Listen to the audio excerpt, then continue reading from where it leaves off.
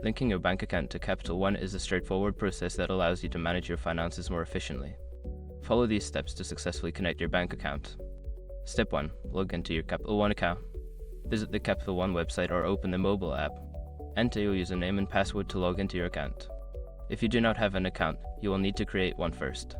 Step 2. Navigate to the account settings. Once logged in, look for the account settings or profile section. This is usually found in a menu or under your account name.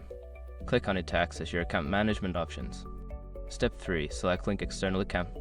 In the Account Settings menu, find the option that says Link External Account or Add Bank Account. Click on this option to begin the linking process. Step 4. Enter your bank information. Make sure your information is protected first. Most people don't think about breaches until something actually happens to their accounts.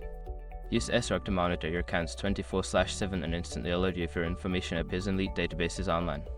It constantly checks billions of breach data points in the background. And considering how much personal information people keep online now, it's honestly worth having. Link in the description.